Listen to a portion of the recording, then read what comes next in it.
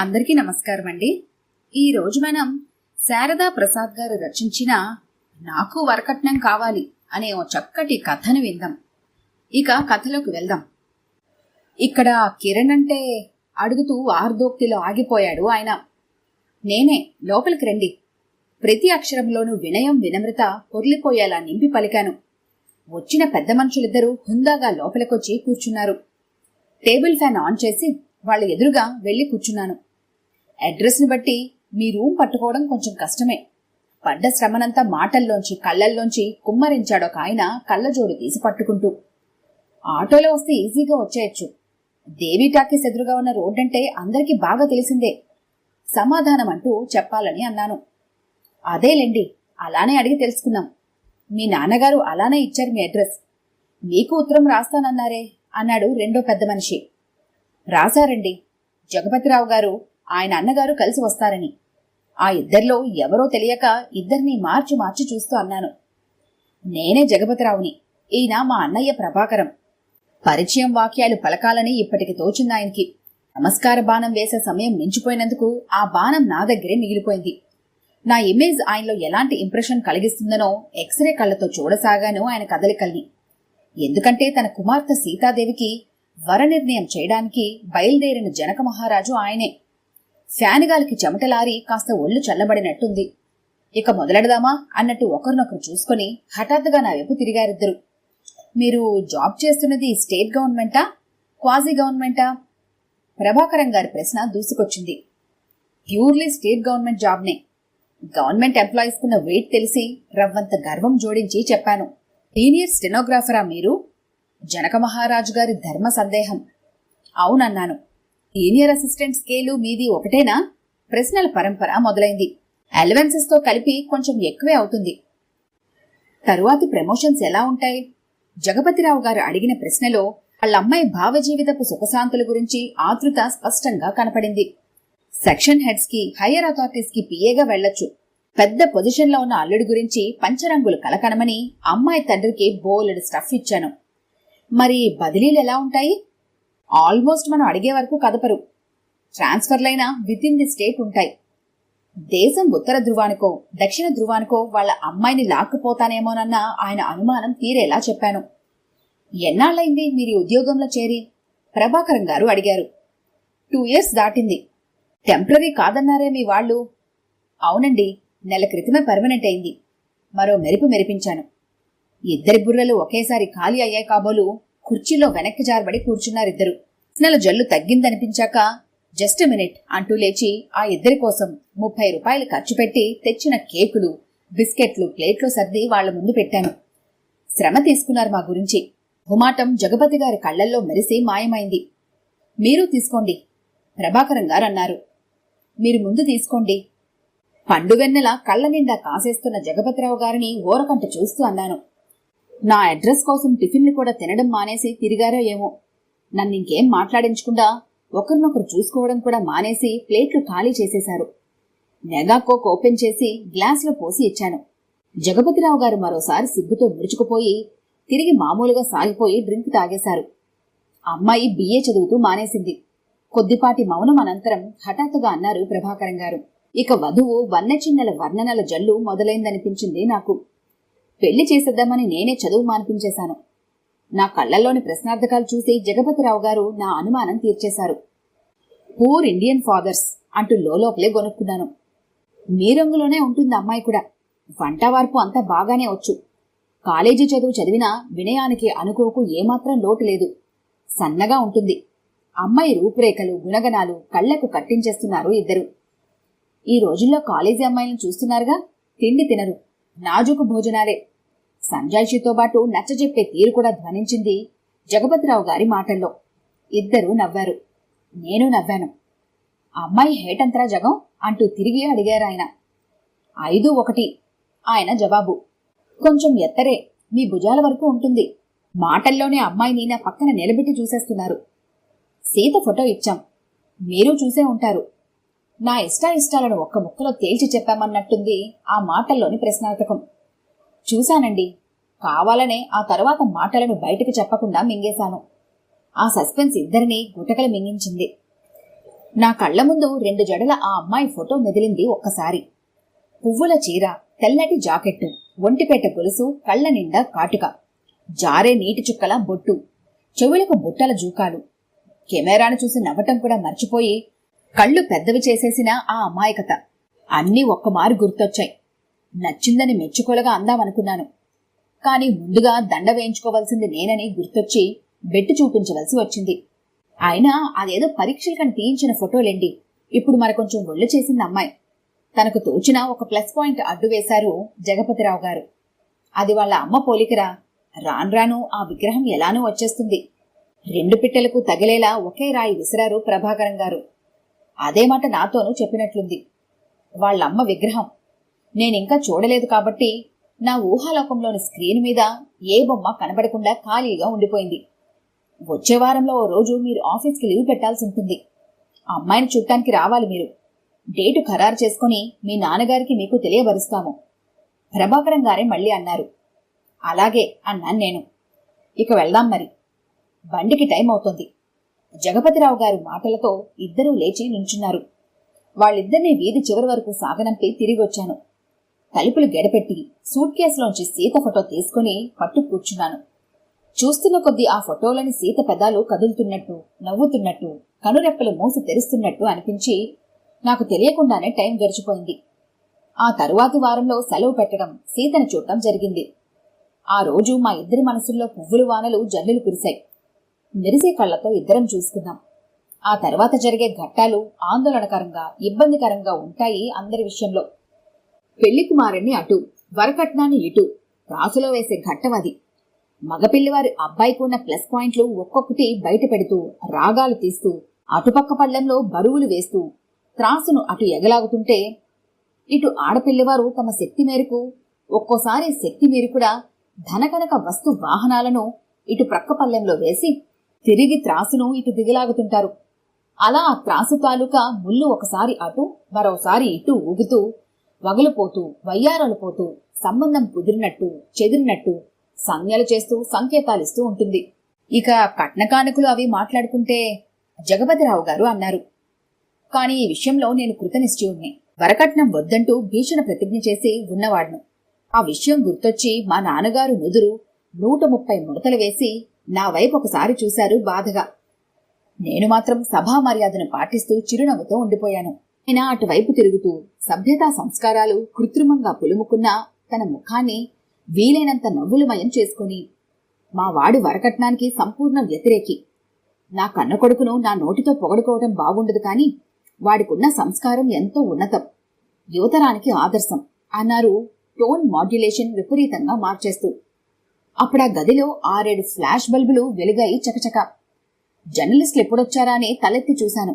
అప్పుడు అర్థమైంది అవి ఫోటోలు కావు, ఆ వెలుగు ఆడపిల్లవారి ముఖంలో వెలిగిన వెలుగులని. వాళ్లందరూ ఆరాధన పూర్వకంగా నన్ను చూస్తుంటే పెళ్లి కూతుర్లా నేనే తలదించుకోవాల్సి వచ్చింది.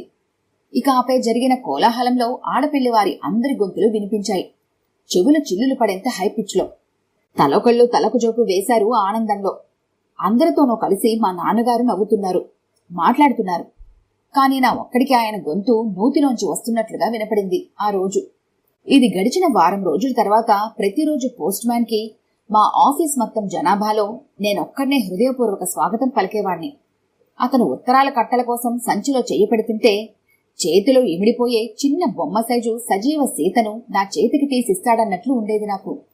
రోజు అతన్ని చూడగానే నవ్వేవాణ్ణి, హలో అనేవాణ్ణి. దగ్గరగా వెళ్లి మా నాన్నగారి నుంచి ఉత్తరం వచ్చిందా అని అడిగేవాణ్ణి. నాన్నగారే కాదండి, ఎవరు మీకు ఉత్తరం రాసినా తెచ్చిస్తాను నేను అని నవ్వేవాడతను. ప్రతిరోజు ఇదే శైలి రిపీట్ అయింది 2 వారాల పాటు. ఎవరి నాడీ మండలమైనా విచారాన్ని కాని వినోదాన్ని కాని ఒక మోతాదు నుంచి భరించలేదు. ఆ విషయంలో నా నరాలు మరీ సెన్సిటివ్. ఆ రోజు సాయంత్రం ముద్దుబారిపోయిన నా తలను తడుముకుంటూ నేపియార్ ఓపెన్ ఎయిర్ రెస్టారెంట్లో కూర్చొని కాఫీ సిప్ చేస్తున్నాను. ఇంతలో వెనక నుంచి నా భుజాల మీద రమారమి 20 కేజీల బరువైన 2 చేతులు పడటంతో ఉలిక్కిపడి తల వెనక్కి తిప్పి చూశాను. కళ్యాణరావు నవ్వుతూ కనిపించాడు. కళ్యాణరావు నా హైస్కూల్ సహాధ్యాయుడు. స్కూల్ చదువులు ముగిశాక వాడిని వాళ్ల నాన్న లక్షలకు లక్షలు ఖర్చు పెట్టి సూపర్ డీలక్స్ బస్ ఎక్కించి గతుకుల్లేని జీటీ రోడ్డు మీద ప్రయాణం చేయించాడు. తత్కారణాన ఈ 10 ఏళ్లలో వాడొక ఇంజనీర్ అయి కూర్చున్నాడు. ఉద్యోగం సంపాదించి ఇదే సిటీలో ఇంజనీర్గా కూడా అయ్యాడు. లక్షల పెట్టుబడి మహిమ అది. లక్షల్లోనే రాబడి తెస్తుంది. విటమిన్ ఎం లోపం ఏనాడు లేకపోవడం వల్ల వాడు నిర్విచారంగా సదానందంగా పెరిగి ఆరోగ్యంతో నెగనెగలాడుతూ ఏపుగా ఎదిగిపోయాడు. అప్పుడప్పుడు కలుస్తూ ఉంటాడు. చూసి పలకరింపుగా నవ్వాను నేను. ఏరా, దేవదాసు ఫోర్స్ పెట్టి కాఫీ తాగుతున్నావు అంటూ పక్క కుర్చీలో కూలబడ్డాడు. ఆ మాసిన గెడ్డం, దువ్వని జుట్టు, ఏమిట్రాని అవతారం! 6 పిల్లల తండ్రిలా సరదాగా జోకు మీద జోకులేస్తూ నా జబ్బ పట్టుకుని పిండేస్తున్నాడు వాడు. సున్నితంగా ఆ పట్టుని విడిపించుకుని, చెప్పరా పిల్ల జమీందారు, ఏమిటి విశేషాలు అన్నాను.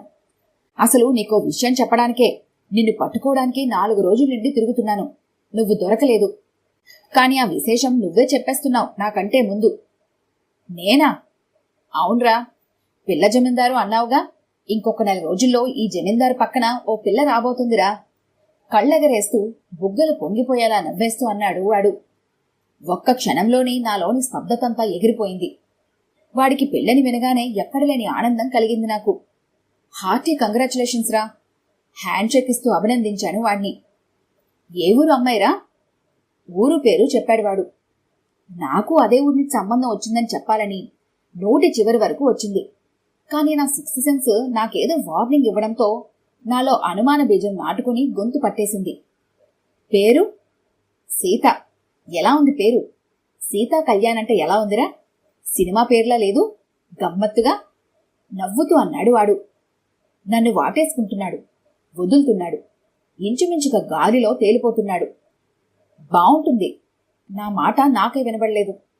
నాలో నాటుకున్న అనుమాన బీజం అప్పుడే 2 చిగురుటాకులు కూడా తొరిగింది. వాళ్ల ఫాదర్ పేరు జగపతిరావు, ల్యాండ్లార్డ్, పొలాలున్నాయి. ఇంకా చెప్పుకుపోతున్నాడు వాడు. ఈ లోకం నుంచి ఎప్పుడో వేరుపడిపోయాడు వాడు. మరో లోకంలోకి పోయి మాట్లాడేస్తున్నాడు అడ్డు ఆపు లేకుండా. ఒక్కతే అమ్మాయి, నో బ్రదర్స్. అంటే వాళ్ళకి అన్ని దిక్కులు మనమే. నా చూపులు వాడి మీద నిలిచిపోయాయి. చెవులు వాడి మాటలు వింటున్నాయి. పెదాలు సన్నగా సాగి చిరునవ్వు నవ్వేస్తున్నాయి. కాని నా కాయం మాత్రం ఆ వివరాలు వింటూ ఒక్కొక్కటిగా ఎగిరిపోతున్న పంచ ప్రాణాలను అదిమిపట్టి అతను పరమాత్మలో లీనం కాకుండా చేసేందుకు విశ్వప్రయత్నం చేస్తోంది లోపల. అన్ని వివరాలు చెప్పటం పూర్తి చేశాడు వాడు. ఆయాసం తీర్చుకున్నాడు. అప్పుడు నన్ను కుదిపి, ఒరే పక్షి, ఏంట్రా వెర్రిచూపులు, వింటున్నావా అన్నాడు. అప్పటికే నాలోని అనుమానపు బీజం పూర్తిగా మొలకెత్తి మ్రానే కొమ్మలవుతూ భయంకరంగా ఊగుతూ నిలువెత్తన నిలబడి ఉంది. ఆ అమ్మాయి ఎలా ఉంటుంది అడగవేరా? తరిగిపోయిన ఓపికంతా తిరిగి వచ్చిన తరువాత మళ్లీ హుషారుగా అడిగాడు వాడు. చెప్పరా, చెప్పు. నువ్వొక్కడవే బాగా వర్ణించి చెప్పగలవు మరి అన్నాను వ్యంగ్యంగా. నా మాటల్లోని వ్యంగ్యం వాడికి అర్థం కాదీ జన్మకు. నాకు తెలిసది. చెప్పటానికి మాటలు చాలవు కాని ఇదిగో ఫోటో చూసేడు. సస్పెన్స్లో పెట్టాలని ఇంతసేపు చూపించలేదు. కవర్ తీసిచ్చాడు జోబులోంచి. ఆ కవర్ చూడగానే నా తల అచ్చం సినిమాల్లో చూపించే మోడల్లోనే 1000 ముక్కలైపోయి మళ్లీ అతుక్కుంది. లైబ్రరీ సీన్లో చూపించే ఫక్కీలో అగ్నిపర్వతం బద్దలే పొగల చిమ్మే లావా బుస్సున జారి పొంగింది గుండెల్లో. అదే కవరు, లోపల అదే ఫోటో. కొద్ది రోజుల పాటు నా సూట్ కేసులో దాచుకుని ఆరాధించిందే ఆ ఫోటో. ఒంటరిగా కూర్చొని గుసగుసలాడుతూ నేను ముద్దులు పెట్టుకున్నదే ఆ ఫోటో.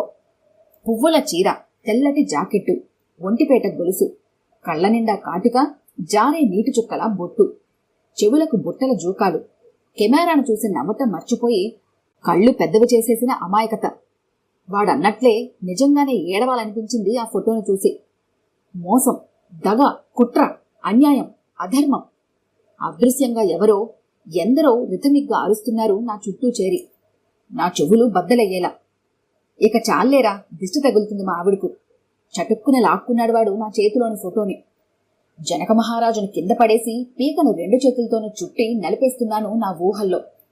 ఆయనేమో నాలిక బయటకు చాపేస్తూ కాళ్లు తపతపా నేలకేసి కొట్టుకుంటున్నాడు భయంకరంగా. కాని పైకి మాత్రం అతి ప్రశాంతంగా అడిగాను, కట్నం ఎంతరా ఇంతకీ? వాడు మాట్లాడలేదు. భద్రంగా ఫోటోను కవర్లో పెట్టి ఆ కవరు జోబులో పెట్టి అప్పుడు తలపైకెత్తి, ఏమిటన్నావు అన్నాడు వాడు. మళ్లీ అడిగాను నేను. ఓరి అజ్ఞాని, మనం చేసిన ప్రమాణాలు అప్పుడే మర్చిపోయావా? పైసా కట్నం లేకుండా పెళ్లిళ్ళు చేసుకుందామని కదరా మనం అనుకున్నది అన్నాడు వాడు. అయితే నిజంగా కట్నం తీసుకోవటం లేదా? నీ మీదొట్టు. కానీ కానీ వాళ్లే ఏదో కానుకగా అంటూ ఒక అర ఆగిపోయాడు తలదించుకుంటూ.